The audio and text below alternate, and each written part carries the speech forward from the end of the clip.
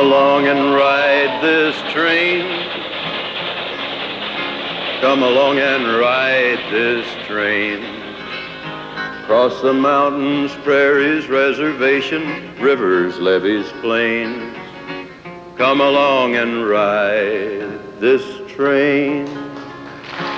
Ride this train. Ride this train with me to the southwestern plains of a century ago. The land was young and untamed, and the six-gun was the only passport needed. These were the days of Frank and Jesse James, the Dalton brothers, Black Jack Ketchum, Cole Younger, Doc Holliday, men whose names and deeds burned across the pages of Western history. In the frontier town and the mining camps, the highest law was the fastest draw. And nowhere was this more true than in the Arizona silver mining town of Tombstone. Here lies less more, 4 slugs from a 44, no less, no more. Out in Arizona, just south of Tucson, where the tumbleweeds tumble in search of a home. There's a town they call Tombstone, where the brave never cry. They lived by a 6-gun, by a 6-gun they died. It's been a long time now since the town was a boom. The jailhouse is empty, so's the palace saloon. Just one look will tell you that this town was real. A secluded old dirt road leads up to Boot Hill.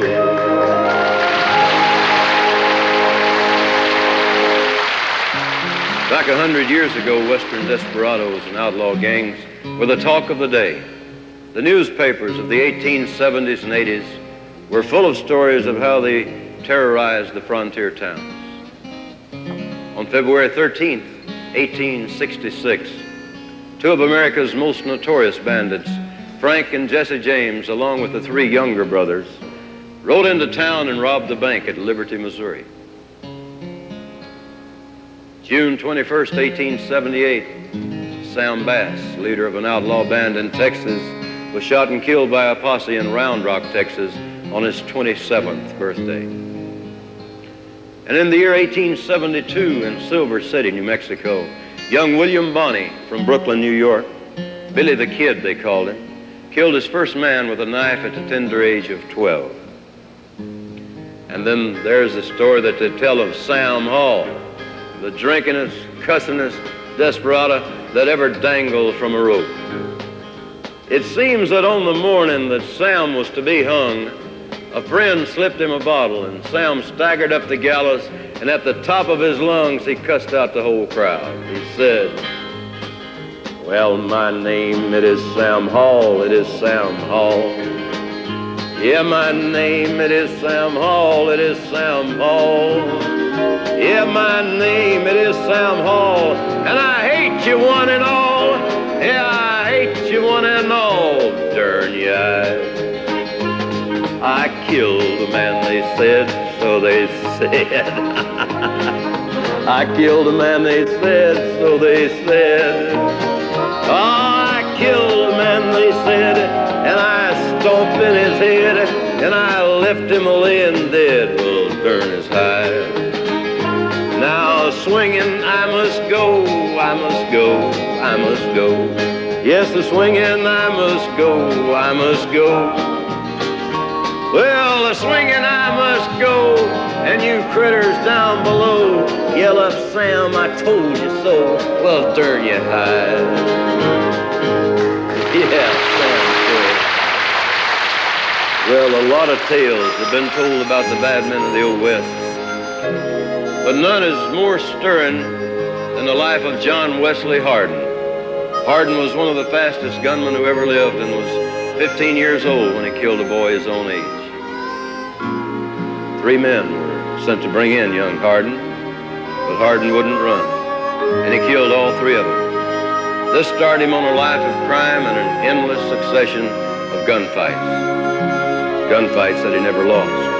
So feared and respected was his ability with a gun that he was forced to travel at night in order to avoid the countless gun hands who wanted to give old Wes Hardin a try. A man of icy nerves and iron courage, Hardin wouldn't run. But finally, late one night, he was shot in the back.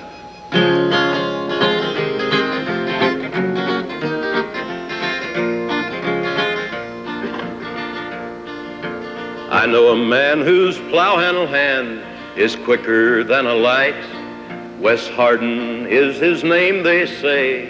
He travels in the night, for he might have to kill or walk around a fight. And if you ever saw Wes Hardin draw, you know he can skin his gun. He won't say how many tried and died up against the top hand, but up against the wrong man, Hardin wouldn't run.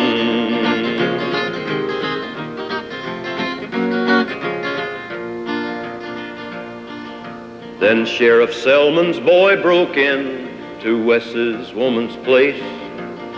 Up she jumped and pistol whipped him, kicked him in the face, and John Selman demands revenge for this disgrace.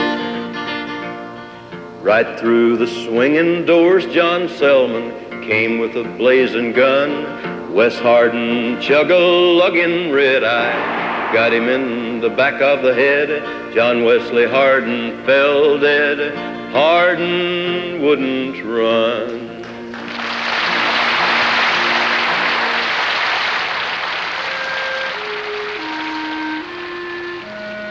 The land and the West will long endure, but the winds of time have erased away all traces of these desperate men and the terrible deeds of those dark days. Their hour was brief, and they lived it fast. Then they passed away from this changing land, and all that remains is the echoing wind and the hidden secrets in the drifting sand. Out in Arizona, just south of Tucson, where tumbleweeds tumble in search of a home, there's a town they call Tombstone, where the brave never cry. They live by a 6-gun, by a 6-gun they die. Good night, cowpoke. Keep your powder dry.